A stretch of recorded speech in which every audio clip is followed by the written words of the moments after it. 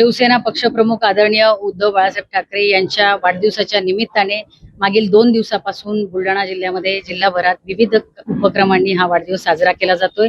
काल आणि परवा अनेक ठिकाणी वृक्षारोपण झालंय। बुलढाणा तालुका, मोताळा तालुका या ठिकाणी जिल्हा परिषदेच्या मराठी आणि उर्दू माध्यमांच्या शाळांमध्ये खाऊ वाटपाचे कार्यक्रम झालेत। आज सकाळी जिल्हा सामान्य रुग्णालयामध्ये फळ वाटप आणि त्याचबरोबर आपल्या बुलढाणा येथील जागृत देवस्थान जगदंबा मातेच्या मंदिरामध्ये आदरणीय उद्धव बाळासाहेब ठाकरे यांच्या आरोग्यासाठी, त्यांच्या निरोगी दीर्घायुष्यासाठी आरती सुद्धा घेण्यात आली।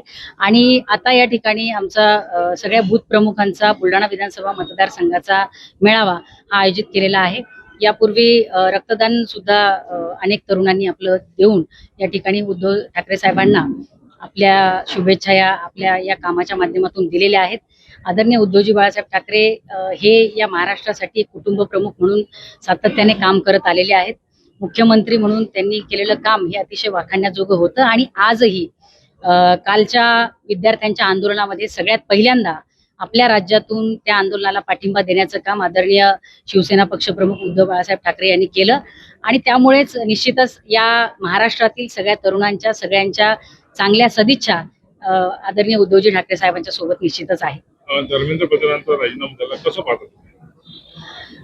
धर्मेंद्र प्रधानांचा राजीनामा हे म्हणजे मला असं वाटतं की या देशातील तरुणांचा हा विजय आहे आणि तरुण कुठल्याही दहशतीला, तुमच्या कुठल्याही प्रलोभनांना बळी पडणार नाहीत।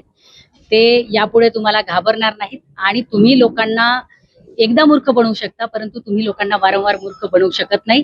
त्यामुळे आता मला असं वाटतं की मोदी सरकारची उलटी गिनती सुरू झालेली आहे। आतापर्यंत जेवढे आंदोलन होत होते, राजकीय पक्ष पुढे राहायचे आणि जनता मागे राहायची।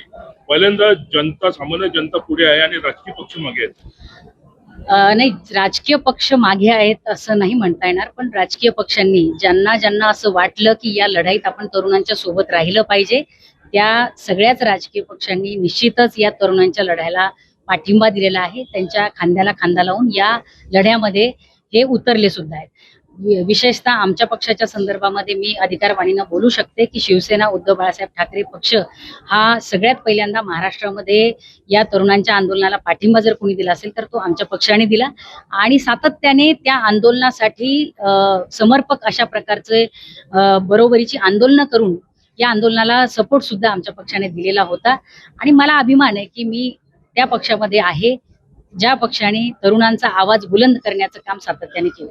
शिवसेना पक्षप्रमुख, महाराष्ट्र राज्याचे माजी मुख्यमंत्री आदरणीय उद्धवसाहेब ठाकरे यांचा वाढदिवस गेल्या 4-5 दिवसापासून जिल्हाभरामध्ये विविध कार्यक्रमांना साजरा होत आहे। मुळात शिवसेनेची संकल्पनाच ती आहे 80% समाजकारण आणि 20% राजकारण।